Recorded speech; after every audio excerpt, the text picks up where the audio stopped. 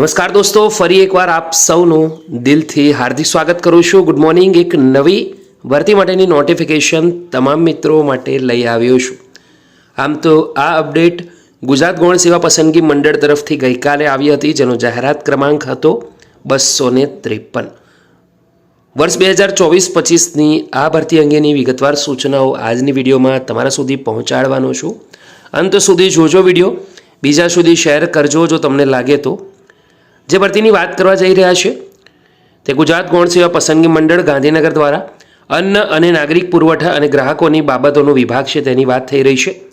હાલમાં ત્યાં નિયંત્રણ હેઠળના નિયંત્રક કાનૂની માપ વિજ્ઞાન અને નિયામક ગ્રાહક સુરક્ષાની કચેરી ગાંધીનગર હસ્તકની જુનિયર નિરીક્ષક વર્ગ 3 સંવર્ગની જગ્યા સીધી ભરતીથી ભરવા અને પસંદગી પ્રતીક્ષા યાદી તૈયાર કરવા ઓજસ માધ્યમથી ઓફિશિયલ નોટિફિકેશન આપીને 5 ડિસેમ્બરથી 19 ડિસેમ્બર સુધી ઓનલાઈન અરજીઓ મંગાવવામાં આવે છે. ઓજસ અને જીએસએસબી આ બંને વેબસાઇટ પર વિગતવાર સૂચનાઓ અવેલેબલ છે. દોસ્તો આગળ વાત કરીએ, 253 જાહેરાત ક્રમાંક છે જુનિયર નિરીક્ષકનો. હાલ 60 જગ્યાઓ પર ભરતી કરવાની થાય છે. વાત કરીએ બિન અનામત કેટેગરીમાં પુરુષોની 35 જગ્યા, મહિલાઓની 11 જગ્યાઓ છે. આર્થિક રીતે નબળા વર્ગમાં પુરુષોમાં 6 જ્યારે મહિલાઓમાં 1 જગ્યા છે. અનુસૂચિત જાતિમાં 6 જગ્યા છે પુરુષો માટે, જ્યારે મહિલાઓ માટે 1 જગ્યા છે. અનુસૂચિત જનજાતિની વાત કરીએ તો 8 જગ્યા પુરુષો માટે અને 2 જગ્યા મહિલાઓ માટે છે. એસસીબીસીમાં 5 જગ્યા પુરુષો માટે, જ્યારે મહિલાઓ માટે 1 જગ્યા રહેશે. દોસ્તો કુલ જગ્યાઓ પૈકી શારીરિક અશક્ત દિવ્યાંગ ઉમેદવારો માટે 3 જગ્યા રિઝર્વડ છે, જ્યારે માજી સૈનિક માટે 6 જગ્યા રિઝર્વડ છે, જેની ઉમેદવારોએ ખાસ નોંધ લેવાની છે. 3 જગ્યા શારીરિક અશક્ત ઉમેદવારો છે, તેમાં એ, બી અને સી કેટેગરી માટે 1 છે. ડી અને ઈ દિવ્યાંગ ઉમેદવારોની જે કેટેગરી છે તેમાં એક પણ વેકેન્સી નથી, તો એ તમારે ખાસ ધ્યાનમાં રાખવાનું રહેશે.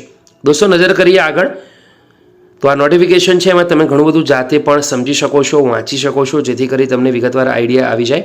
પગારની વાત કરીએ, પ્રથમ 5 વર્ષ કરાર આધારિત રહેશે. 40,800 સેલેરી છે એ તમને મળવાપાત્ર છે.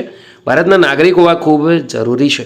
19 ડિસેમ્બર 2024 રોજ ઉમેદવારોની એજ 18 વર્ષથી ઓછી જ્યારે 35થી વધારે હોવી જોઈએ નહીં.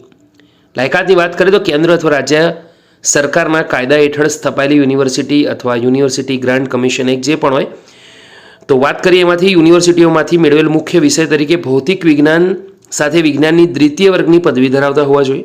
મિકેનિકલ અથવા ઇલેક્ટ્રિકલ અથવા ઇલેક્ટ્રોનિક્સ એન્જિનિયરિંગની પદવી ધરાવતા હશે તો પણ અરજી કરી શકાશે. અથવા ટેકનિકલ પરીક્ષા બોર્ડ કોઈપણ કેન્દ્ર અથવા રાજ્ય કાયદા હેઠળ સ્થપાયેલી યુનિવર્સિટીઓ છે તેની અંદર યુનિવર્સિટીમાંથી મેળવેલ મિકેનિકલ, ઇલેક્ટ્રિકલ, ઇલેક્ટ્રોનિકમાં દ્વિતીય વર્ગનો ડિપ્લોમા હોવો જોઈએ અને જે તે સંબંધિત ઔદ્યોગિક ક્ષેત્રનો ડિપ્લોમા ધરાવતો હોય તેવા વર્કશોપનો આશરે 2 વર્ષનો એક્સપિરિયન્સ હોવો જોઈએ.